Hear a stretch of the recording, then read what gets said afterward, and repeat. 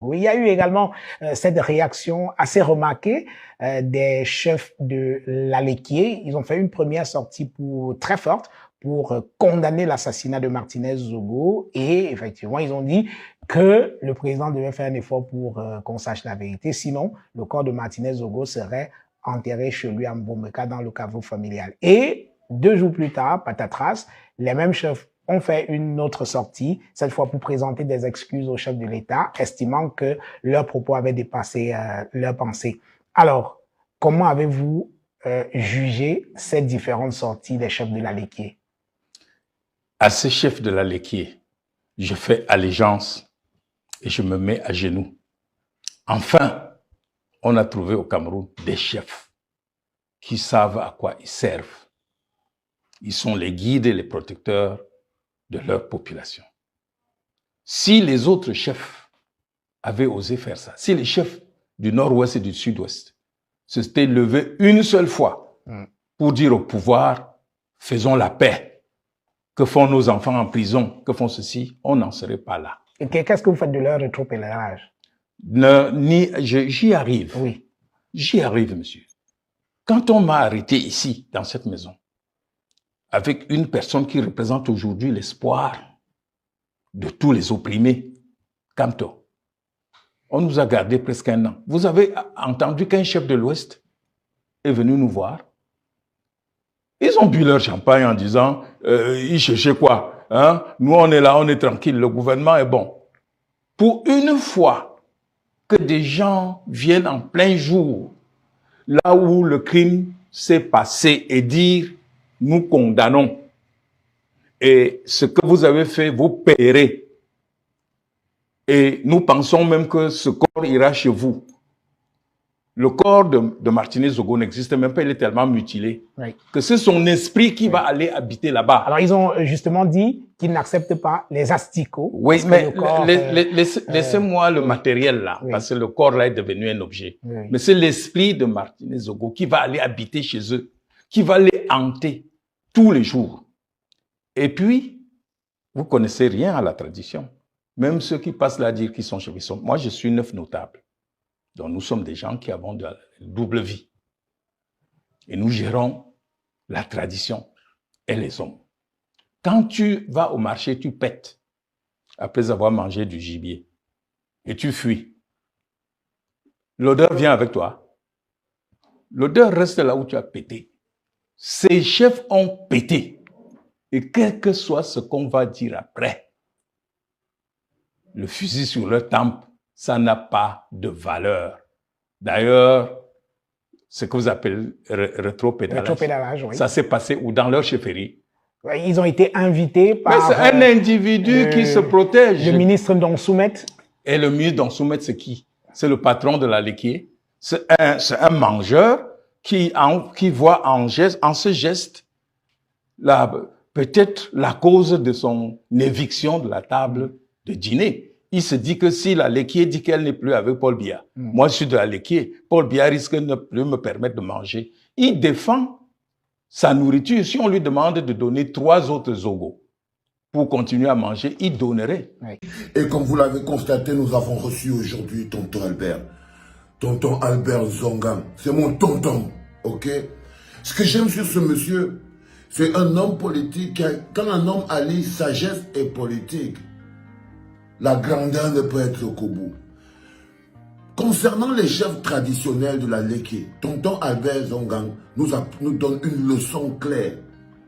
Et je vous dis qu'elle se traduit à une chose. Quand vous mangez le gibier, vous savez, j'ai vu des gens s'acharner sur les chefs traditionnels de la Léké. Aujourd'hui, je sais que si jamais le Cameroun doit subir un mouvement, ce mouvement partira de la Léké. Parce que c'est mon sang qui coule là-bas. Parce que c'est mon énergie, c'est ma force. Parce que je sais que mes frères de la Léké ressentent l'énergie du général. Je sais que vous êtes fiers. Et je sais que vous attendez juste le bon moment et j'attends aussi. Je sais que je peux compter sur vous, population de la Léké, parce que je sais que le sang qui coule là est le même qui coule dans vos veines. Je sais que le cœur qui bat ici est le même qui bat dans vos veines. Je sais que les tonnes qui sortent de ma bouche, le manguissa, le colon qui sort de ma bouche, est le même qui sort dans vos bouches. Je sais que vous savez reconnaître la grandeur et vous savez. N'engoulez-moi. Ne raconte pas les mensonges. N'engoulez-moi. N'engoulez-moi. Ce que vous écoutez, tonton, le vieux tonton avait dit que quand tu as mangé le gibier, il faut comprendre bien. Quand vous avez mangé le gibier, et que vous mangez, et vous pétez au marché, et que tu fais un prout au marché, après avoir mangé le gibier, c'est l'odeur, et que tu quittes maintenant le marché, tu pars, l'odeur part. Et que l'odeur te suit, non, l'odeur reste au marché. C'était pour dire que les chefs de la Léké ont chargé leur énergie. Ils sont partis sur où on a déposé la dépouille de Martinez et ils ont pété. Ils ont pété la soif de justice des États de Manguissa et de tout le peuple camerounais. Ils ont pété la colère du peuple. Ils ont pété la colère de la famille. Ils ont pété, ça a senti mauvais. Ça a senti mauvais. Ils ont fait un brut qui a senti tellement mauvais que celui qu'on appelle Ndong Soumet, élite de la Léké. Et vous savez, quand on dit élite de la Léké, ça veut dire usurpateur. Usurpateur. Donc le Ndong Soumet, c'est un usurpateur. C'est les gens qui salissent la noblesse des gars de la Léké. C'est les gens qui ne représentent en rien la grandeur de la Léké. Ils ne représentent en rien les Ndong Soumet, des gens comme ça, là, les Ndong Somba et tout. La Léké est plus grande que ça. Parce que la Léké a aussi des gens comme les Vassero. Parce que la Léké a aussi des gens comme les Chibou, les Wilfried et Kaka. La grandeur fait chair. Et ils essayent de vous faire croire que la Léké n'est constituée que des petits rampants odontolistes qui sont là à Paris, là, qui passent leur temps à raconter. Non, la Léké, ce n'est pas que ces zozos là. Si on rentre au Cameroun, vous savez très bien que par exemple, celui qui vomissait sa rage, on m'a donné cette vidéo, je l'ai rechassée très rapidement à Senankou. Si celui-là, si on part là-bas dans la Léké, mais celui-là, même au champ, il n'a pas sa place.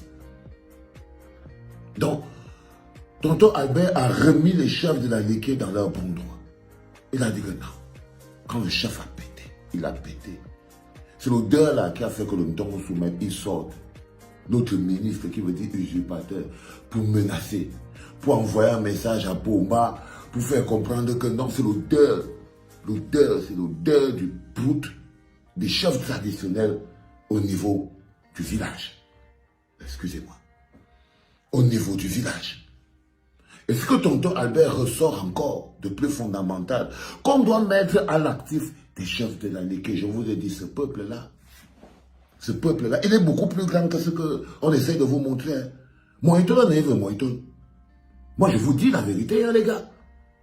Ce peuple-là est 10 fois plus grand que le caractère rampant qu'on veut leur donner. Non. La Léké est 10, 20, 15 fois plus grand.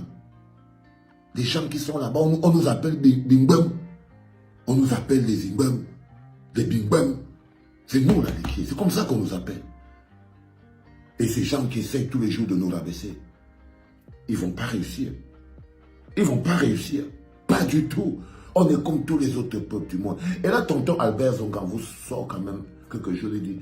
Nous, on a été arrêtés. Lui, tonton Albert Zongan, fils de l'Ouest. Le président élu Maurice Kamto, une sommité, fils de l'Ouest. Arrêtez chez tonton Albert. Tonton Albert vous pose une question simple. Est-ce que vous avez entendu un chef de l'Ouest se lever, péter même et venir changer d'avis? Tonton Albert pose une question simple. Est-ce que vous avez entendu les chefs de l'Ouest péter et venir changer d'avis? Non. Ils ont fermé leur bouche. Ils ont fermé la bouche, occupés à manger. Donc, le plus important, les enfants, c'est que ne versons jamais le bébé avec l'eau du bain, surtout en cette période où on a besoin d'être le plus mobilisé possible. Parce que ce qui se passe là, ça peut tourner. Il est important que vous compreniez que c'est le mouvement que le peuple fait vers la libération qui fait bouger tout ce que vous entendez là.